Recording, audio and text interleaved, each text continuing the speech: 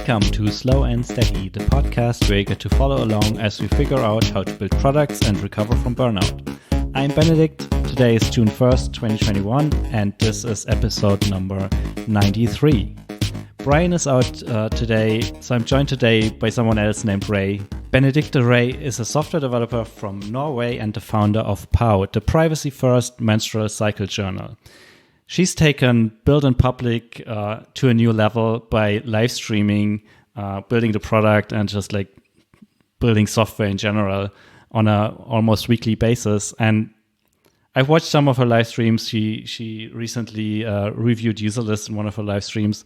It's a lot of fun, and I figured like I want to learn more about this. So I decided to have her on for today's show and learn a bit more about live streaming. Hey, Benedicte. Welcome to the show. Well, thank you. Slow and steady. I'm excited. Yes, that's the name of the show for sure. I decided to have you on today because I wanted to talk about live streaming with you a little bit. I feel like a lot of us are like doing the build in public thing to some degree on Twitter, like just like tweeting your current metrics or what you're working on today or sharing screenshots. But it feels like you've taken all of this to another level by just like doing weekly or even two streams, like live streams on YouTube per week, basically building your product in public. Yeah, so I kind of a bad day to do this interview since I haven't done any POW live streaming in a couple of weeks because I've started to co-host another stream on Friday nights about Gatsby, which is also the tech behind POW. But I did, I guess from mid-December until like 3 weeks ago, I guess, I did a weekly first Fridays and then Sunday streams when I was building POW. And I was thinking about doing that still with a Friday stream, but I realized that having a stream on Friday and Sunday means that there really isn't any weekend. And the sun just came out in Oslo, or in Norway, I guess, but at least in Oslo, and our restaurants and cafes just opened. So I wanted to have more like a summer vacation weekend. But I'm hoping from like next week, if we two are able to align our schedule, that I will take up the weekly POW stream again, but then do it on a weekday because now I'm not working so much on contract. So then I can do the POW stuff during the week on a day that I like. And also after like being really vigilant with streaming every week for so long, I feel like I have it down a little bit so that I can kind of change up the schedule without dropping the ball completely. While in the beginning, it was very important for me to have like that weekly Sunday, 10 o'clock, no matter what, to just get some progress on POW and also to build that streaming muscle. Yeah, that's a good, like you're touching on good points there. I mentioned this before we started recording, but I have a subscription for one of those live streaming tools. I think it's Ecamm Live or something like that. And I've paying for it like for 2 years now. And I've done a total of like 2.5 live streams in those 2 years. And I feel like I should either stop the subscription and never touch it again, or get a little bit more serious about like streaming some of the work I do on YouTube or so. So my question to you is like, how did you decide to do this? And how did you get started? I mean, you answered part of that question already, but like, yeah, well, I'd like to hear like the full story. This will be a long story. Like this is story time because I released the first version, or I released POW in March 2020, and I would say that we pretty much released an MVP, like what we would call an MVP. Like it's very limited in terms of its functionality. But I had promised a Norwegian newspaper that I would release it launch it on March 8th, International Women's Day. So this is like part of the story. I promised someone that it would be done by March 8th, and I get it done by March 8th. And then my plan was, of course, that spring to like keep on. And I'd been building in public the way that you talked about, like on Twitter. I talked a lot about the app. I talked about whenever I was working on it. I did these like mini live streams. I guess I did a lot of videos just straight to Twitter or straight to Instagram, where you kind of talk into the camera and just like talk about your thoughts or what you're working on. But I didn't do any coding on live. I've never done any live coding, not in talks, very little pair programming as I am a solo developer and stuff like that. But anyways, back to the story. We released or launched, and then the plan was to like keep that momentum going. But as we all know, the pandemic kind of happened. And like for a little while there was a lot of like feeling like, how much should you kind of like market things while everyone is like trying to grapple with the pandemic, and kind of lost a little bit of the momentum. And my plan was obviously then to do a lot of like feature work and like enhance the product that spring.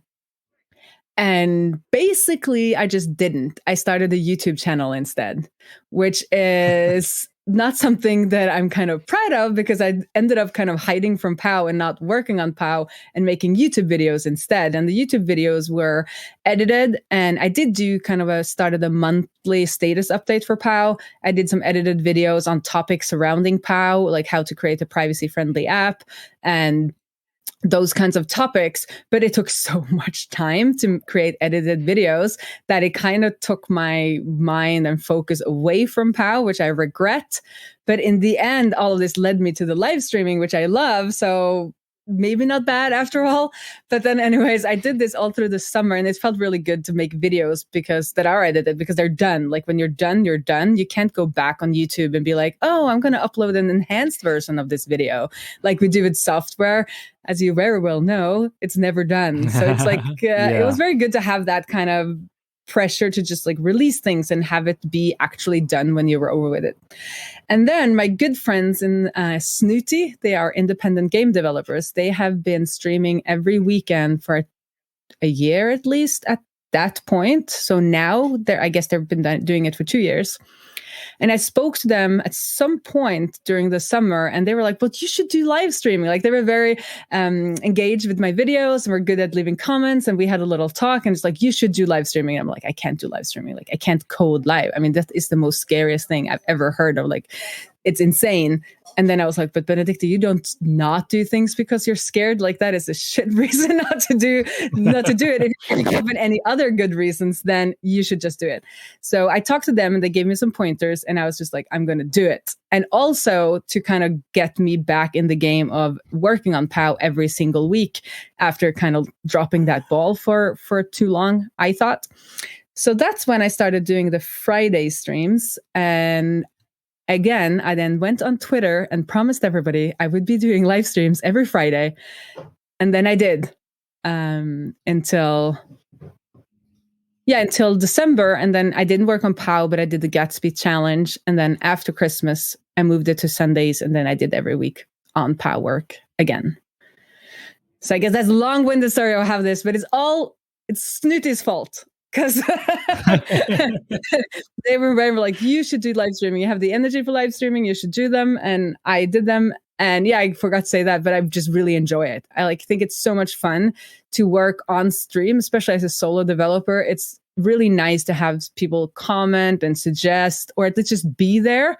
And it's also really good talking out loud, through your problems. We all know we should do this as developers, like rubber ducking, I guess is our term, where you're supposed to pretend you're talking to a rubber duck or have an actual rubber duck on your desk and then talk to that rubber duck. But you never do, though. Like you don't sit alone at least I don't sit alone and like talk through whatever inanimate object I have. But then clicking record or going live, you just kind of have to talk through everything, because otherwise the stream is really uninteresting, boring. So, and then having people, even if it's just like 2 people or 1 person in the chat, just say like, hey, good solution, or maybe you should think about this. It just really, I get very motivated by it. And then when I leave the stream, I have more energy to put into POW than I had before the stream. Because you could get, yeah.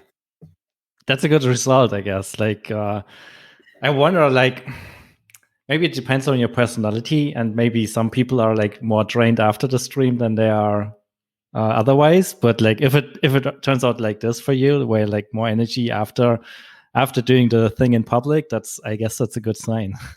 Yeah. So for me, that's why and so I stopped all my edited videos and I just do everything live, because I enjoy it. You don't have to do any editing, which means that it takes just the time that it takes to be live.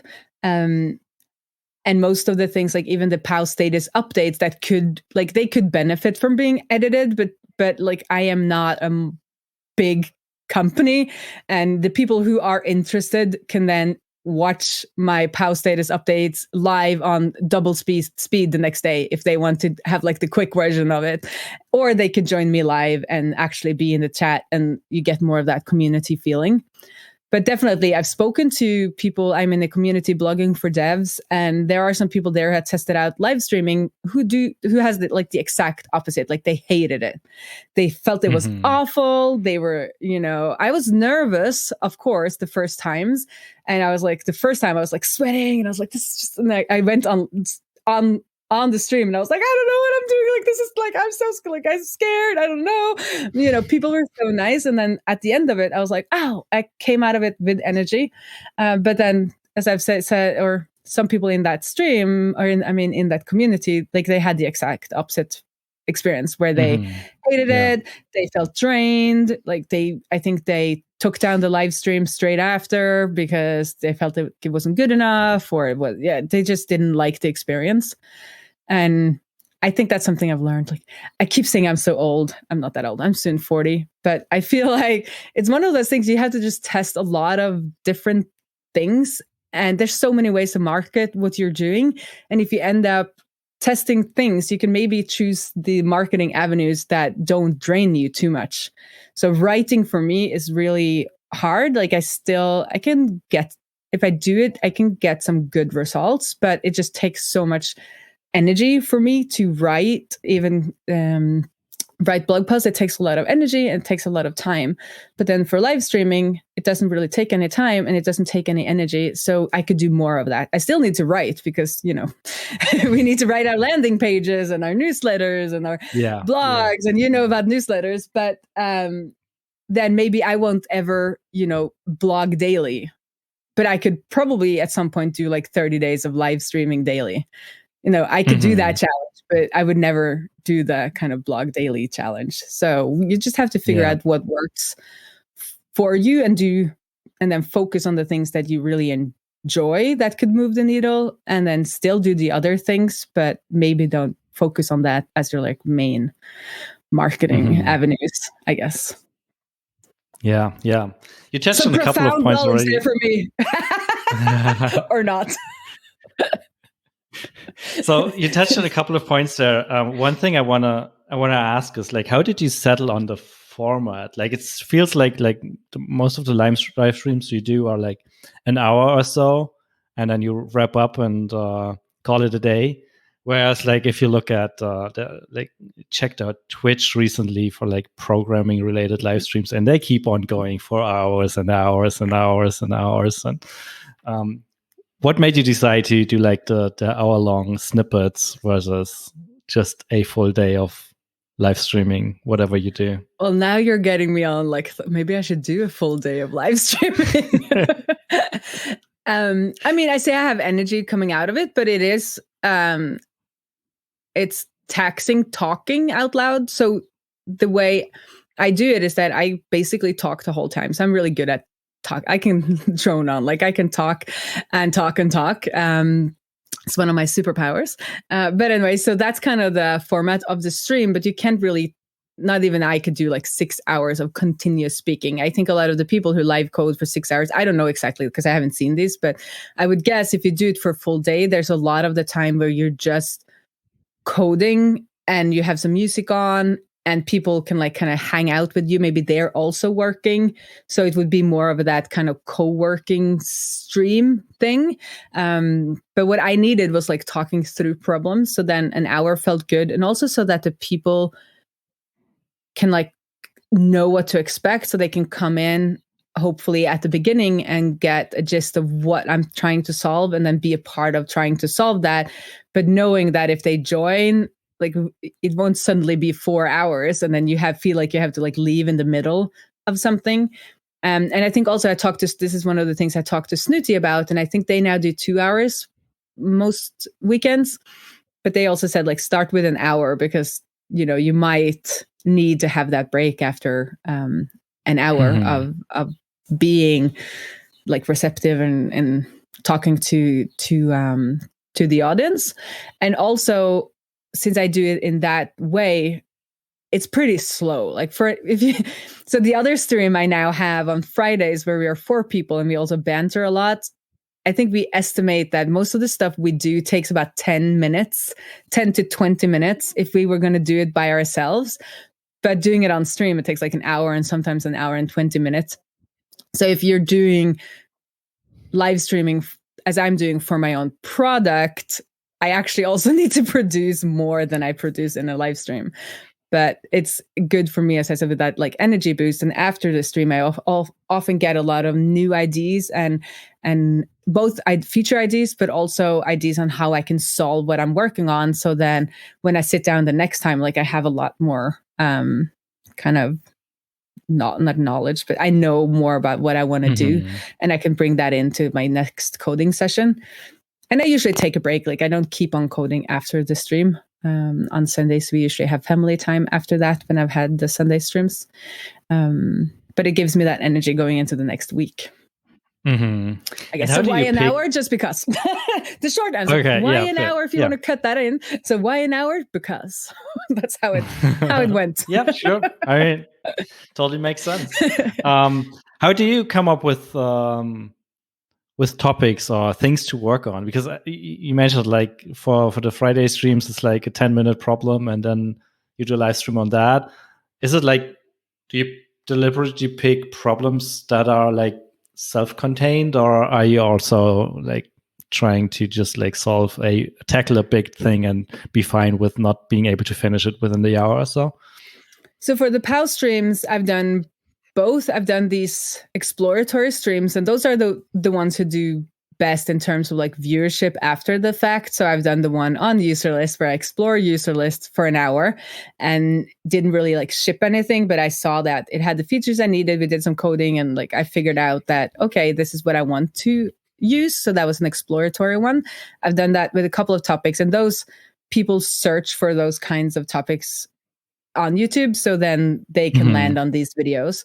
But I've also done videos for POW where I've just been working on like a part of a bigger problem, and it's like hard for the people watching to get the full like feature of what I'm doing. But just because if it's something I maybe had postponed, things that I know I should do, but I never do, the things I procrastinate on, if I then schedule that as a stream, then it's easier for me to be like, okay, at least I'm going to work on this for that hour. I'm going to talk out loud about it for that hour. It might not benefit anybody else, but it benefits me and it benefits my product. But for the Friday streams, which is a completely different stream, which is more of a show. So it's a Gatsby Deep Dives with Queen Raae, which is me, and the Naturmob Pirates.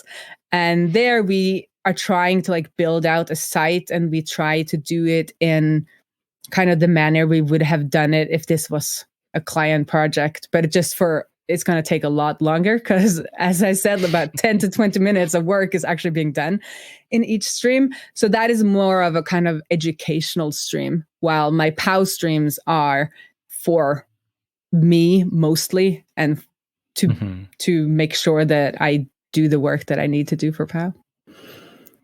So it's like external motivation to get stuff done. It is absolutely external motivations to get things done, and it's just one of those things that I've understood that I need, and that I now accept and don't try to fix about myself. So then I use that knowledge, and I do set these external expectations to get things that I want to get done, because I cannot rely on my inner expectations. Unfortunately, I'm not that kind of a person, and I just had to realize that, and then I try my best to work around it. Yeah, I know the feeling. That sometimes works for me as well. Besides like the external motivations, did you see any other like upsides from doing this, from doing these live streams every week, or in general? That it's something I can share on Twitter, for instance. Like it's in addition to sharing, like you said, screenshots or like numbers or something like that, you can share these streams and people see that things are happening. So even if they're not watching my streams, I still feel like I get some credibility because I'm doing live streams. Like a lot of people are like, wow, like I would never do that. Just like I was before I started. I was like, this is, super people who like code and talk and it's live and it's like, who are they?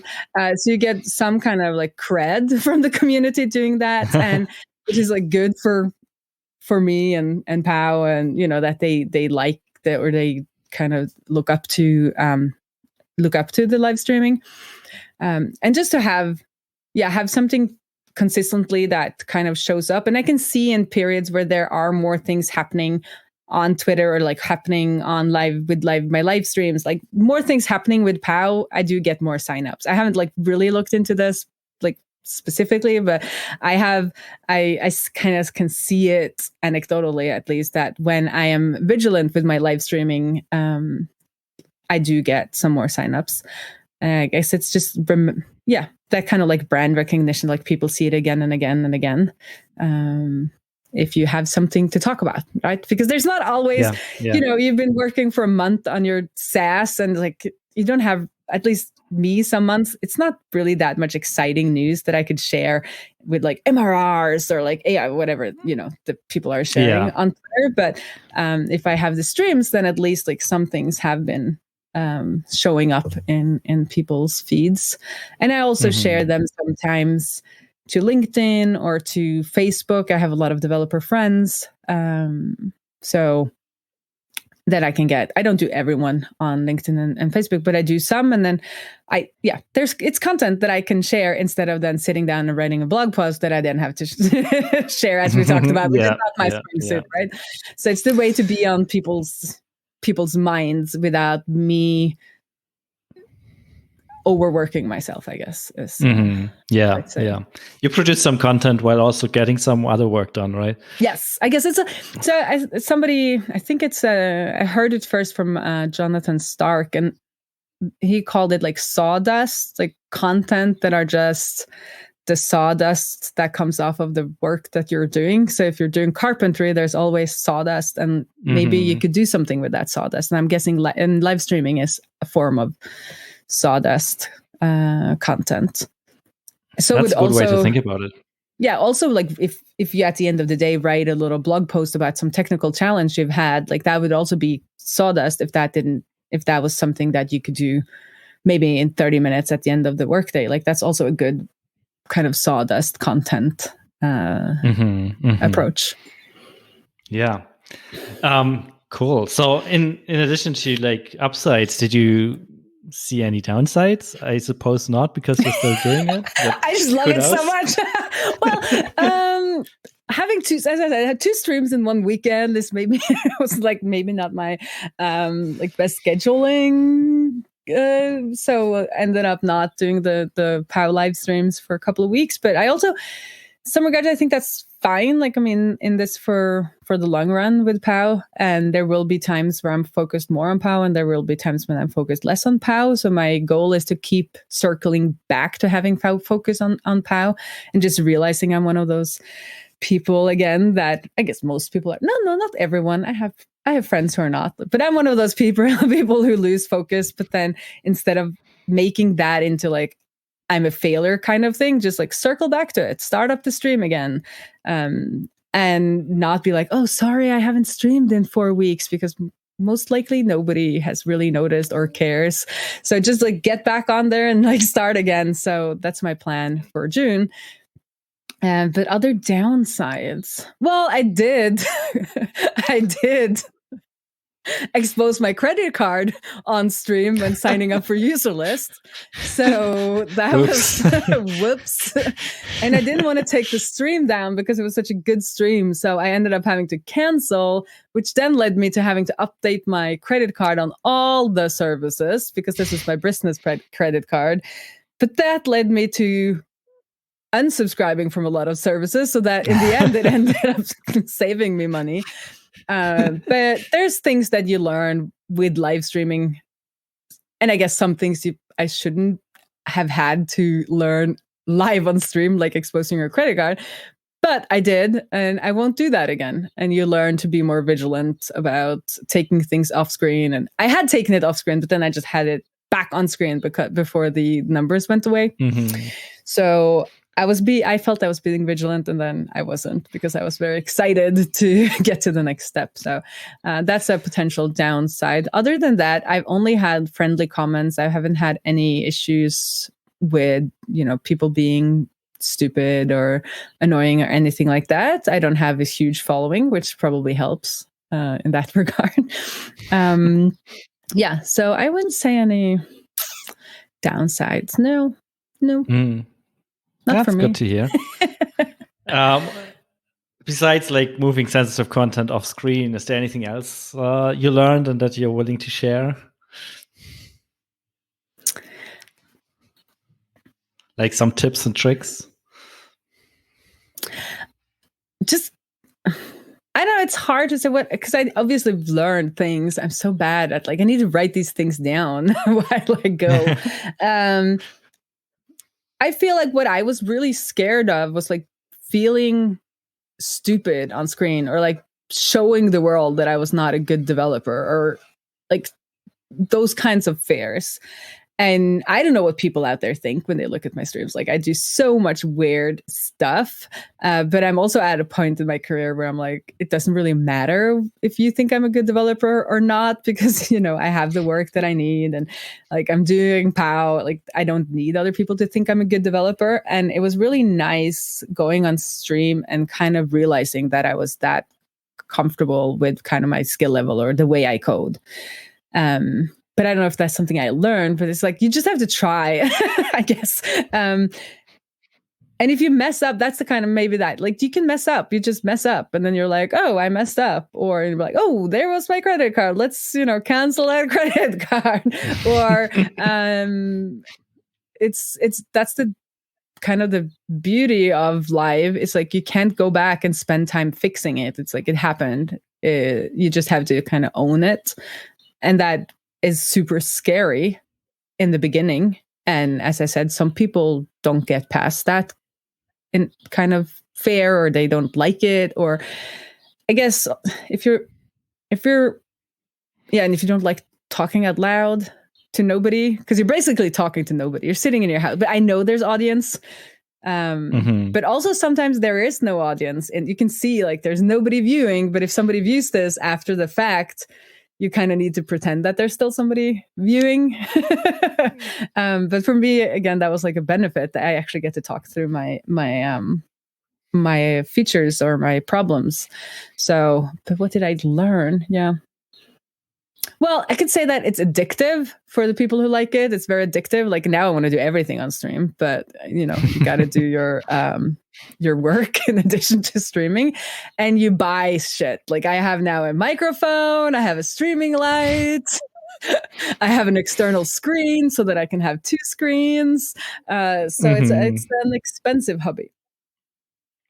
Yeah, that leads me to my next question. Like, what do you feel like is needed to get started, other than, of course, a computer and maybe a webcam? Yeah, I started with just my laptop. I've always just coded on my laptop because I've, held on to that notion that I am a digital nomad, even though I don't execute on that. Like, I can, but I could, the feeling that I could go anywhere with my laptop and keep doing what I was doing. So I just started with my laptop. I did like a test stream with just a laptop camera, but then I decided I wanted an external camera. So I got one of those like Logitech, the cheapest streaming cameras. And that's the one I'm still using. But I just started with the microphone on my headphones, which is not really good at all. So I've really had that mindset that I'm not going to buy equipment before I've actually done this for a while and seen if this is something for me. Because I've seen people can get, carried away with the equipment, and I was not going to do that. But after streaming for a couple of weeks, I I did get a little crazy with the equipment. No, I actually had an external. No, that's true. I had an external microphone because it was sent to me by Gatsby when I did a talk for them for one of their digital conferences. So I did have an external microphone, but it was on the table, so everyone could hear me typing. So now I have one of these microphones with like a microphone arm so that you don't hear everything happening on the desk, because it was like coming back through the microphone base. I could probably have done something like put it on a book but I got an Elgato, one of those like really nice looking microphones. But I did that until March 8th of this year as a POW birthday present for myself. Nice. Yeah, I figure like one thing that makes this appealing, the whole live stream thing appealing, is that you can buy a lot of nice gear for it. Yeah. And this was the year for it though, because I mean, we all needed to look better on video conferences anyway, because we've been on them a lot more. So in that regard, I needed it for both use cases. But what I would say when I started, I use StreamYard, which is one of the like simplest ways to do streaming. It's just a browser link, and then you go in there and you can start streaming. And what was nice about that, or most people, I think a lot of people use OBS, where you can have like multiple scenes and you can have multiple inputs and stuff like that. But since I only had my laptop, with StreamYard, I could then have the controls on my phone, because I could just go into the same URL from my phone and my laptop. So when I was streaming, I could then just have the code on my laptop. And then I did kind of I looked at the chat and did the kind of controls between the different scenes. Like, should it just be me or should it be me and the code? I could do that on my phone. And then later I borrowed my mom's iPad to just do that part. So that made it easier. But you could just do your laptop as well. But I just stuck to StreamYard because, again, I've seen the people who go with OBS then spend all their time coding plugins for OBS, which you can do so that if somebody says something in chat, like things can happen on screen. And I mean, that it looks super cool, but I know that if I go down that route, I will not work on POW. I will be coding OBS overlays, which is like, it does not help my product, right? so unless you pivot and just like create OBS overlays as a business, which is apparently a thing. Like, or if I become a full-time streamer, then of course that would be that would be a valid way. No, so I've been very vigilant of keeping the setup very simple, so that I spend time on coding and not like all the stuff surrounding the streaming. Yeah. Okay, so like, what does your setup look like today, like after a little bit over a year of doing this? Yeah, so I am now an Elgato fan because their things just look really nice, and my office is part of my living room. So I have the Elgato Shockwave 3 or something, the latest Elgato mic. And then I have the Elgato Streaming Lite, which is the small, kind of the slim version of their streaming lights. And it is actually way too bright. I have it always set to the lowest setting, so that wasn't probably needed, but it's very nice. And then I have this like big light from IKEA that we needed in the living room anyways, that just lights up my ceiling so that I get proper lighting in the room, kind of like So I feel like microphone and lighting, it's like microphone first, as everybody says. Like, the audio quality is the most important, especially when you're live coding. You're usually like, the video of you is like a tiny square, and the code is the big square, so it doesn't really have to be super perfect. But after then the audio, it's nice to get some proper lights so that people can see you properly. And you can get super fancy with that. And after that, I guess my next purchase will be, because when I started, I didn't really know anything. So I just got the Logitech Stream something. And I've now realized it's 1080p and not 4K. And they're like, you want 4K, which is a higher resolution. So I'm going to try and upgrade. Or like the tiny square in the corner. Yeah, for the tiny square. Yeah, because Paul, who is on my Gatsby show, he got the Logitech 4K, and he looks so much better than me now in his tiny square. So I am a little jealous. But then again, maybe I don't want all my wrinkles in 4K. We'll see. We'll see. I'm not allowed to buy it until like some other fun milestone. Yeah, I guess that's a good way to approach it. Like set milestones, and once you reach them, like reward yourself with a little upgrade. So one more question, maybe. We talked a little bit about Twitch earlier, but you mentioned you're only streaming on YouTube. So is there a reason for it? Or So yeah, did it just happen? The reason for that is that long-winded story about how I started streaming, which is that I actually didn't start streaming. I started a YouTube channel to distract myself from the pandemic and also from POW, because I don't know why, but I started on YouTube. And I think when I started streaming, I thought I just wanted to keep everything in one place because I've had too many social media accounts before. It's easier to just focus on a few. I also really like with YouTube is that things are then published and are available there forever, and people can search for instance, user list, and then land on our exploration of user list and actually get some questions answered. Since I'm doing those streams that are usually an hour and have a topic, then they could be interesting for people to watch in the future. So I decided then to just do YouTube. And that was a little bit also, I talked to Snooty about streaming because I'm using StreamYard. I could just stream to YouTube and Twitch and Periscope and Facebook Live if I wanted to, but they talked about how it's good to keep the conversation in one place. So if you do broadcast to several locations, then some people will only see half the conversation in the chat. And when you're streaming, that kind of community feeling in the chat is a big part of the streaming. So I then decided, okay, I'm already on YouTube. I'll just do YouTube. And then I also stream to Periscope because then you get like a nice video on Twitter. But I try in that tweet to say that the quality and conversation is better on YouTube. And then all my comments and everything is YouTube, kind of YouTube chat and not the Periscope kind of chat, which is weird anyway.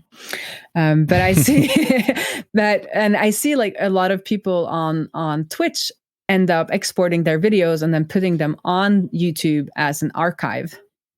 Because I think on Twitch, since I'm not a Twitch user, I think they get removed after some time, which for some streams are like maybe good. Like if you're doing these like 6-hour streams that we talked about, maybe like they shouldn't be there forever.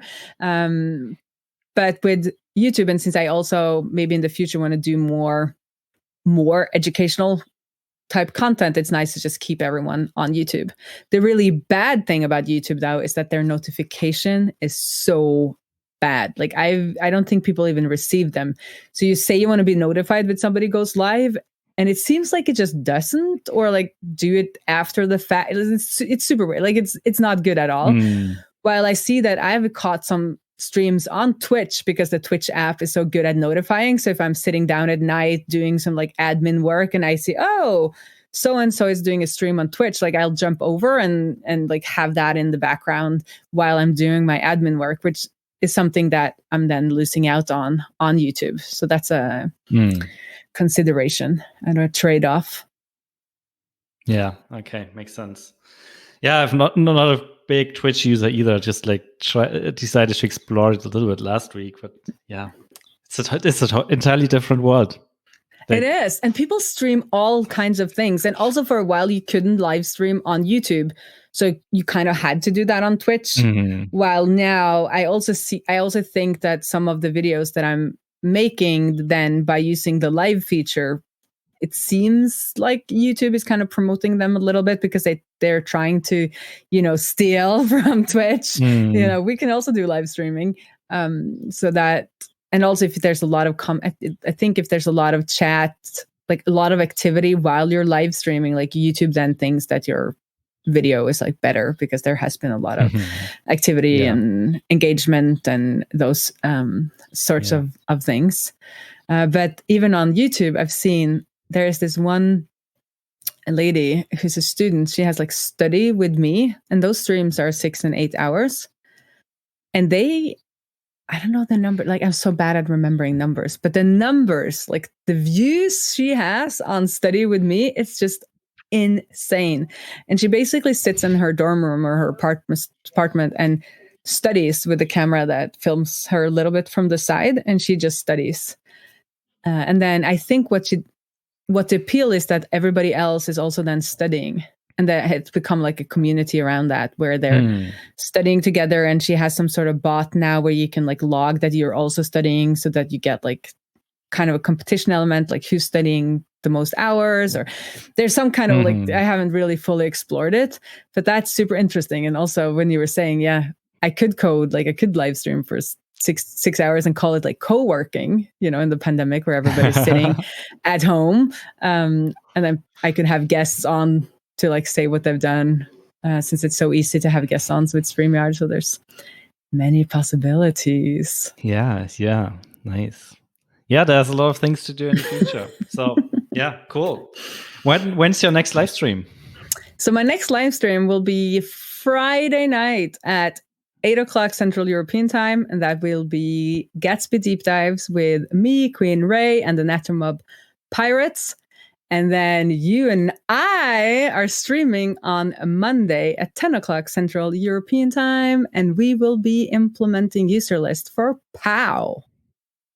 Woohoo! Yeah, Woo! I hope. Pow, pow, pow, which is my intro for my POW videos. User list. That doesn't work so well. It doesn't work so well, does it? And then on the Tuesday after that, I am due for another POW status update, which I usually do at 8:00 Central European Time. But I have a conflict since Gatsby has its summer camp conference. And then we have been thinking about making a watch party, but I can't both be at the watch party and do the POW lives update stream. So I might make an edited POW update for that Tuesday. We'll see. See how much time I have. The challenges. With calendars. Yeah, challenges with calendars. Oh, so I got an email from one of POW's user from the West Coast of America, and she's like, well, I'm trying to log, and it ends up being logged yesterday. And then when I open it and save it again, it's saved to the day before that, and it just keeps on going. And I was like, okay. And I went in, and I had managed to mess up the time zones, obviously. Most of my customers are in Europe, so that hasn't nobody's had that bug before I got users on the West Coast. Or it's probably been a problem for other people who just never reported it. But then she reported it, and I managed to fix it in like an hour. But the problem is, what was the problem? It's the browser. There's something with the browser adds time zones. If like the new date. I thought that the new date would be in the UTC, but it's in your time zone, or the other way around. Like one of those date, like the native date functions will be handled in the user time zone, but one of the other functions from the same library will be in UTC. So I used like both of those functions, and then it like kept on competing for the time zone. So I'm gonna have lots of fun. Yes, I'm gonna have lots of fun going forward with calendar stuff, since I've chosen that as my my product. Yeah, cool. So to wrap up, where can people find POW and you and all your live streams? So you can find POW on usepow.app.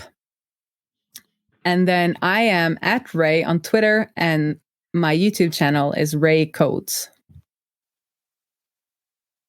Nice, cool. Thank you. Yeah, then it was good having you on. I think I learned a lot. I hope the audience did as well. And I'm looking forward to live streaming with you next Monday. It's the first Monday. It's not the next, because that I don't know how that is in English, but at least in Norwegian, next is like in 2 weeks, but the first coming. Right? I'm looking forward to streaming with you one Monday in the future, and if you're listening to it afterwards, then one Monday in the past. So. One Monday in the past, and it will all be there on YouTube, since it is archived. Even if you're even if you're listening to this in the far future, it will still be there if we haven't done anything ridiculous on stream, which make like exposing my credit card again. We see. Which might happen. We never know, right? We never know. I'm a little sad though that I didn't get to hear everything that was happening, because I did listen to Slow and Steady before coming on. So I thought I would hear all about what you've been up to the last week. But I guess I'll have to listen to the next episode of Slow and Steady. Yeah, probably. And then you will also hear about Brian's road trip, because I think he's in the car driving right now. He's in the car driving, yeah. Because I felt like when you asked me, I was like, this is the perfect podcast name, because this is what I've been reminding myself of the last, I guess, at least almost a year, that slow and steady, like POW, we're doing it slow and steady. It's going to take time, but it's going to be good. We're not going to burn out on this. We're just going to do it one step at a time, slow and steady. So I really like the name of your podcast, and I will definitely keep listening. Yeah, that's the spirit. Yeah. Okay. Cool. Then, see you sometime in the future for the live stream.